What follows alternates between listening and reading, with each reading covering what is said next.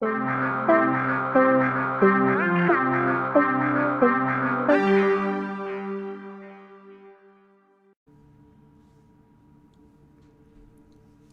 everybody, this is Curtis from PSN Stores. Today we're looking at Hand of Fate. This game is out today on the PSN Store on PS4. There's a Vita version that's coming a little bit later, but it wasn't ready for launch. I don't know if we have an exact date on that, but it is coming. And to answer any questions you have, I'm not sure. I don't know that they've announced whether or not there's going to be any like cross-buy or cross-save with it. So that is something that we just don't know. So anyways, we're just going to get into this. This is it's a mixture of different things. So it's got kind of a roguelike aspect to it. It's a card game. And there's also like, as someone who has never played D&D, but kind of knows about it, has seen it, has watched, has like seen it, like I've seen a video of it being played out. So I have a general idea of it. There's a lot about this that reminds me of D&D. Not to say that it's super similar to it. It's just the vibe that this game gives me is very similar to something like that. The idea of having this adventurer that goes on this quest and like you run into different things and there's events that happen. And sometimes there's like a dice roll element. In this game, it's not really a dice roll, but it's still kind of luck based in that respect. So we're going to jump into one of these earlier quests. So basically in this game, you have a deck of cards that we'll look at in a second. And your deck of cards, you will build it, and then the dealer will insert some of his own cards. And that deck will build out a dungeon, or not necessarily a dungeon, but it will build out the pathway for your adventure. And so theoretically, every adventure will be different. You'll run into different things, you'll run into different enemies, different traps, different events throughout any given adventure. So your goal in this game is there are 12 of these people that you need to find, you need to seek out, and you need to defeat them. Every time you defeat a group of 3 of them, you get a special upgrade. So this first one is the goblet, and so once you finish the first 3 like adventures, you get stronger counterattacks. It increases your stun. You get new starting gear, and then the strength of different types of enemies are increased as well. We'll get into combat when we get there, but it's reminiscent to kind of like Batman style combat, where it's counter based in a lot of different ways. So we're gonna just do the first one, which is Jack of Dust. So when you go in, you can see the lore that revolves around this character, and then you can go into your deck builder. So what you can do is basically when you go into an adventure, it's you go to your deck builder, and so for your equipment you need a certain amount of cards. For your encounters, you need a certain amount of cards. To make it easy for you, it says, would you like to use a recommended equipment and encounter deck? I do that most of the time, just so I don't have to go through and make my decks. But you can go into your equipment, and you can look at the equipment that you've unlocked. And so what's gonna happen is when you start your adventure, you're gonna start out with set equipment, and it's usually like, not a very strong weapon. Sometimes you don't even have a shield, things like that. And as you go on your adventure, you might find these cards, or you might find an event that lets you draw an equipment card, and so you might get a stronger weapon. And you'll see that when we get through the adventure. So here's, a list of all this stuff, and then you can go in and remove cards from your deck if you'd rather have something different. Usually, I just go ahead and go with whatever the recommended one is. Just because it saves time. And then you have your encounters.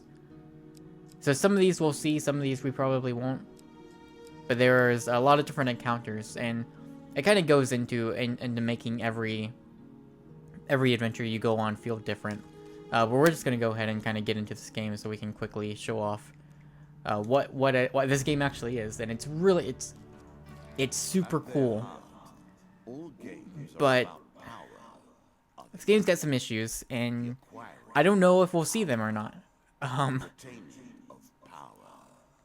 So for one, I apologize if there's a buzzing sound in this video. I don't know if there is or not. I'm not sure if my mic's gonna pick it up. Whenever I start this game up, and throughout the entirety of me playing it, my PS4 gets super loud, which is something that, like, I don't think I've played any other game that does it as consistently.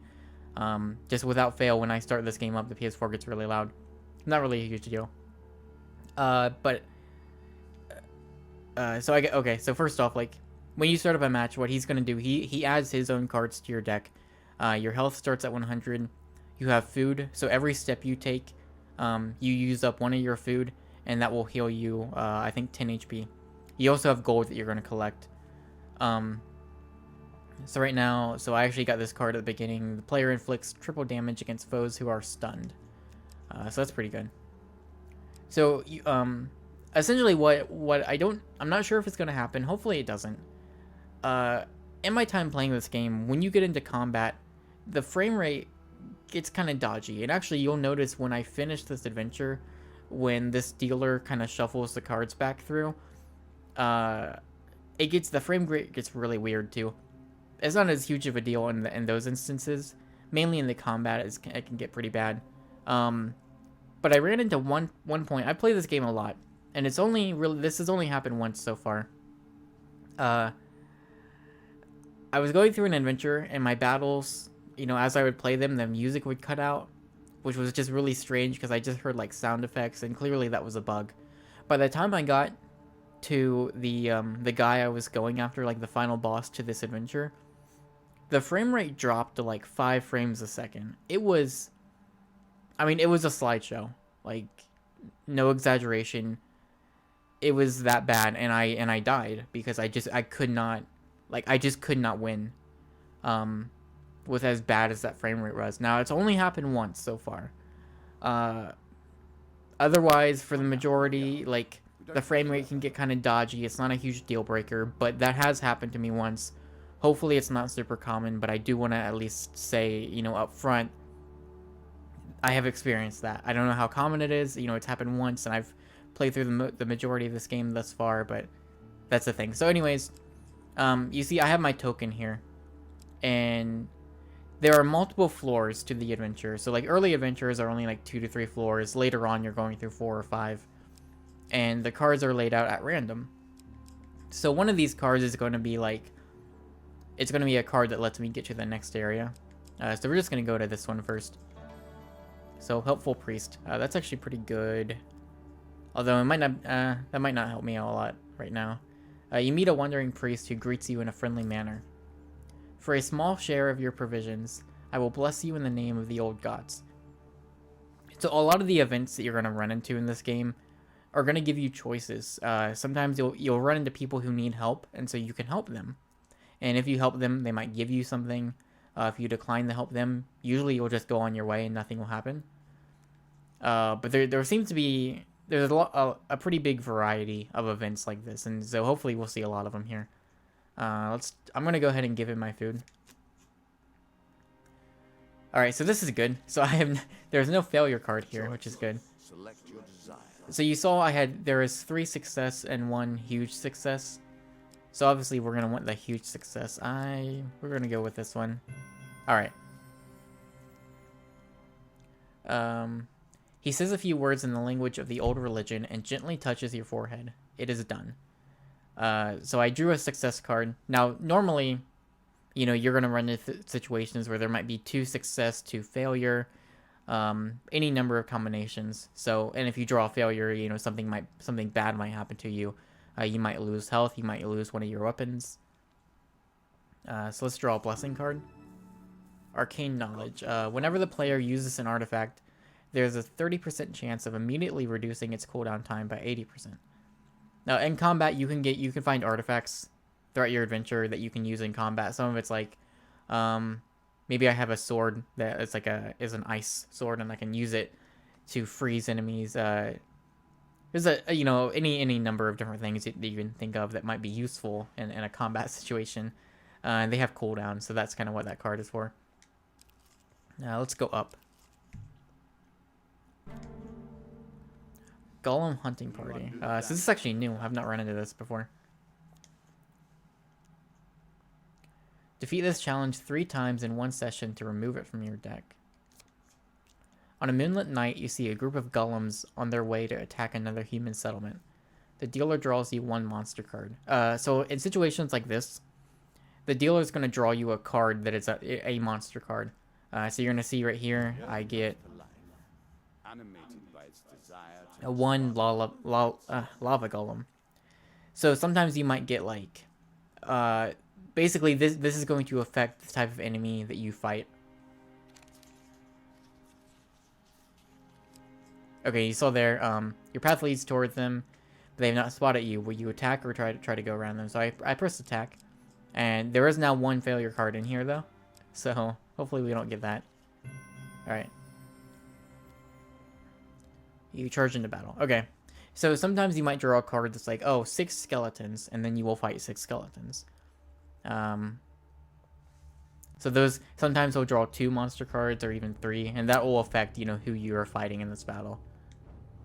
Another weird thing here is when you go into these transitions for battles, same thing happens with shops as well. It takes a little while to load. It's not a huge deal, but it can be kind of weird seeing the screen go black and you're just staring at those cards for like a few seconds. Okay, so combat's pretty simple. Squares your attack. In these arenas, there's actually like, there are traps set up. So you saw like there's that wall firing arrows at me. If you see the red indicator, that is an unblockable, or you can't counter it. If it's green, you can counter. My experience with these golems is you can't really counter them too much.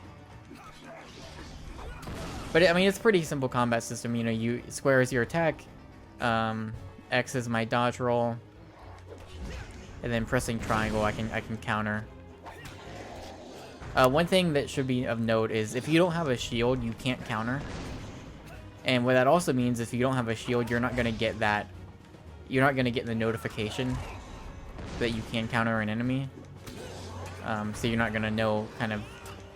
You're not going to see like when the time is to dodge or when it is to counter. But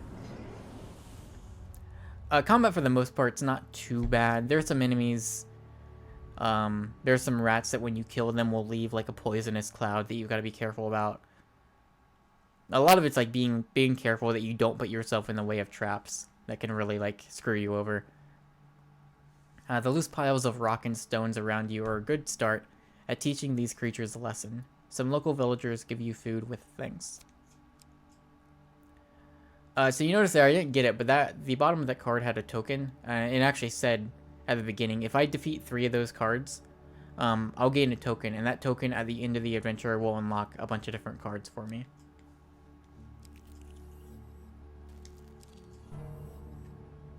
Oh, good. Okay. A cloaked devil appears in your path. I'm here to test your strength, so-called hero. Choose your foe. So this guy's fun. He's going to give you 3 different choices. So I can fight 4 dust, or 4 skulls, or also 4 skulls. Those red circles there are indicators of these guys.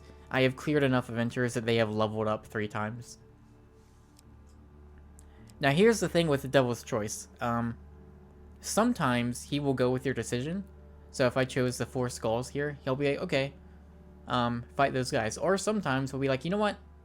I'm going to have you fight the other 2 that you didn't choose.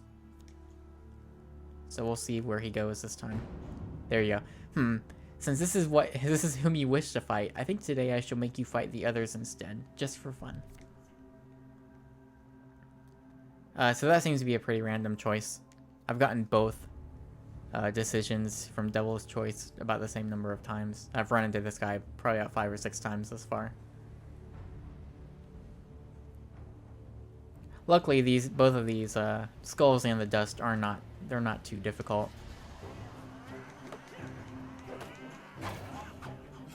And this actually will give you guys a pretty good look at like the combat when it comes to like the counters. So again, it's very like, if you played, Batman's like the easiest comparison, but Shadow of Mordor, and there's a lot of games that have this style of combat now. It's very reminiscent of that. I think it works for what it is. Like, it doesn't really need to be anything super complex. It's just, you know, it's fun. Like, that. This is a proven combat system. And it works. Like, it works for what this is. Like, this is... Like, this is one of those games, like, it doesn't... It probably didn't really need this, but it's cool that it has it. Like, I like that this is here. The only thing is, again, like, sometimes the frame rate can get a bit dodgy. For the most part, it works and it does its job. I would say overall, I hope we get some patches that just to make the game a little more polished than it is right now. There's definitely some areas they could kind of clean up. I don't know how this compares to the PC version, but...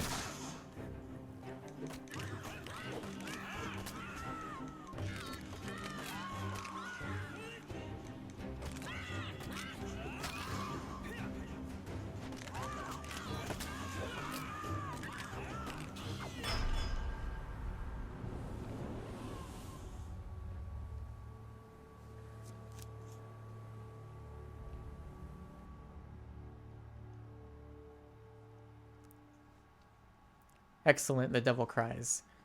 You have passed my cunning test. Have some treasure. Perhaps next time our paths cross, I will kill you myself. So because I'm victorious, the dealer draws you 3 gang cards. So I get some more food, which I needed. I can draw an equipment. Mercenary contract. Once per combat, press R1 to activate an aura that makes every successful strike drop gold. So that's kind of one of the artifacts that has a cooldown. More food, good. And cave escape. All sorts of terrible things live in caves. Are you sure? So if you do find the exit to a floor, you can always turn back and kind of explore the rest of the area before you go on. Because this is kind of the first guy that you go after.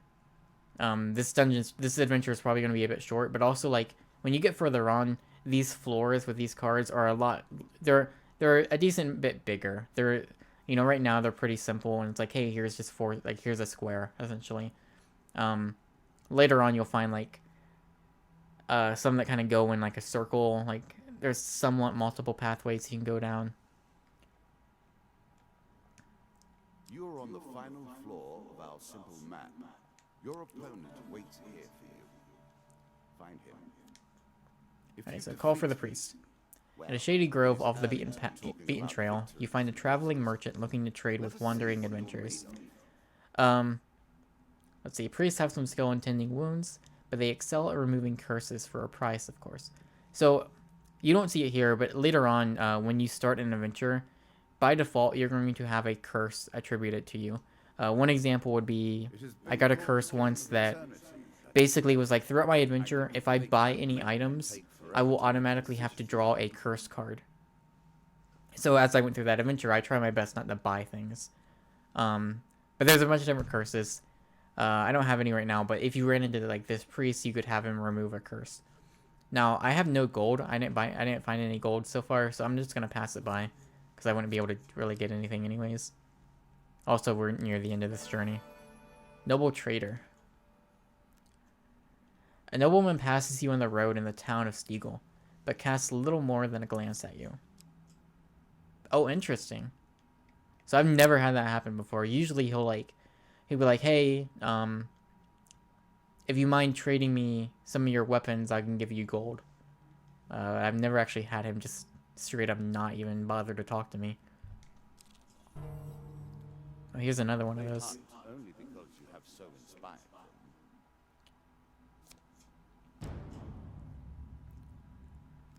them. Just for sake of, you know, showing different things, we're going to try to avoid them this time. Alright, so here you go. Here's another example. So now we have 2 success cards, a failure and a huge failure. Luckily I'm successful. If you get huge failure or failure, a lot of the times it's like you will draw 1 hurt card. And sometimes it's like, oh, you lost 15 health. Or, you know, again, like you might lose equipment, or you're gonna have like some pretty bad consequences happen to you. And especially when you get later on, some real bad stuff can go down. Like I had one at the start of my adventure, the first two like steps I took nearly killed me. And like for the rest of that adventure, I was barely scraping by. And I ended up winning, but it was like it made it even more exciting that somehow I managed to pull it off.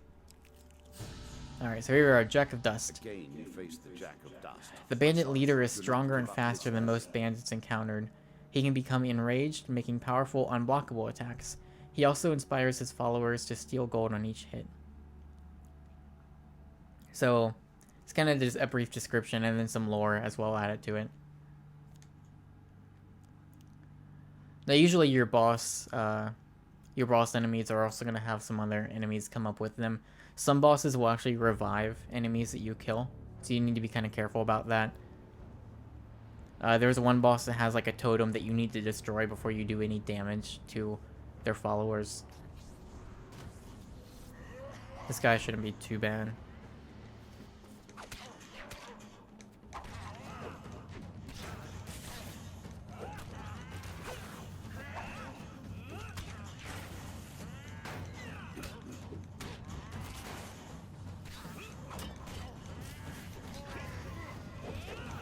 And yeah, like the game it's pretty lenient with the counter stuff. Like it's pretty easy to consistently pull those off.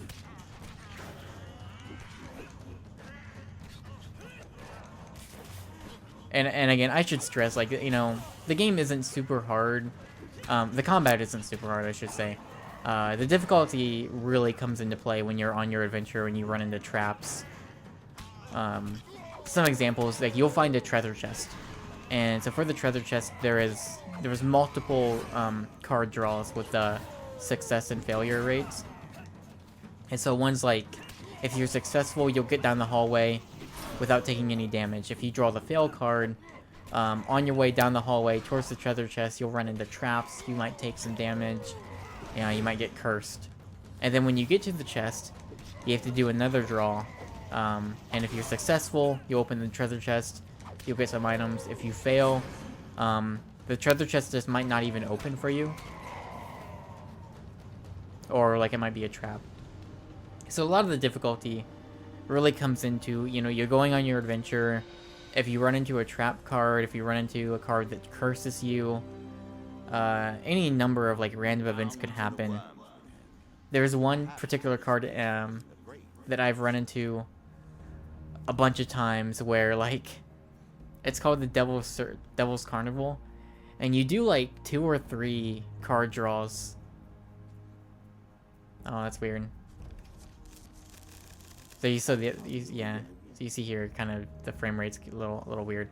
But you do like 2 or 3 card draws, and every single time without fail, I've gotten like huge failure, and it really messes me up. So like, again, that was the first adventure, but as you progress, like this game gets pretty difficult. It's not super bad, but the combat overall is pretty simple. It's not too challenging. There's some enemies in there that can be a little tough, just because a lot of their attacks you can't really counter, or you're just overwhelmed because there's a ton of enemies.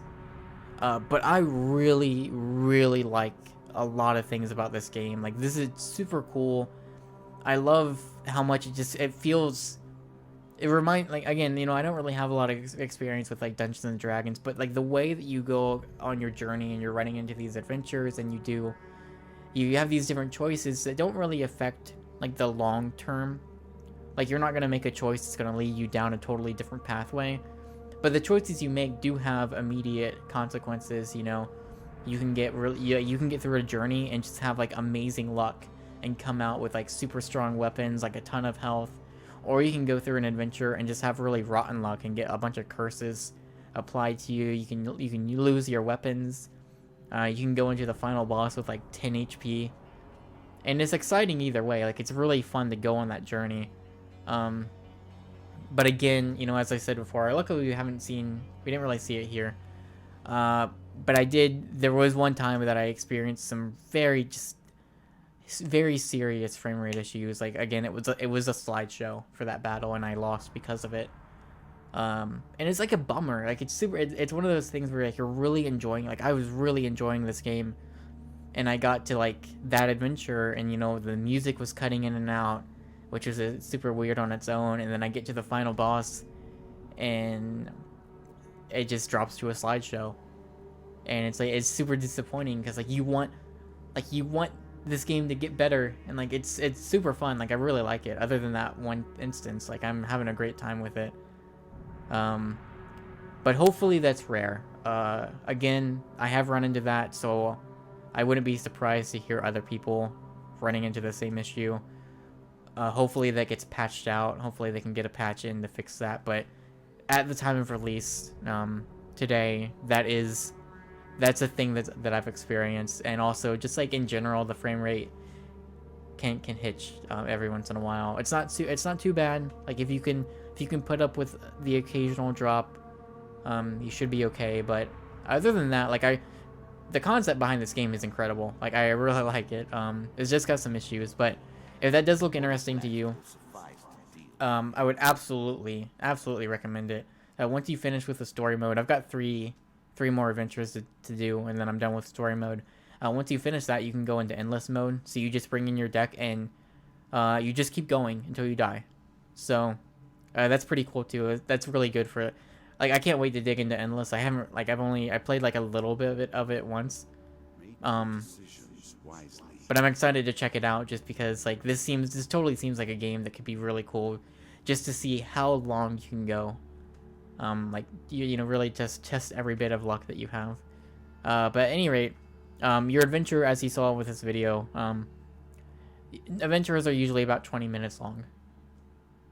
Some of them they can get a little bit longer, but for the most part, you know, you're looking 20 to 30 minutes, maybe closer to 30 minutes in the later adventures. But other than that, that is Hand of Fate. The review should be up right now. I actually need to go write it, but that should be up by the time this video goes up. And I think me, Eric, and Brad all have the game. Brad's got the PC version, so hopefully he can shed some light, and we'll see if the PC version is more polished or not. But the three of us plan on talking about this game for the next podcast whenever we record it. So look forward to those impressions as well, and as also you can go check out the review. And that's gonna do it. So thank you guys for watching, and I'll see you guys later.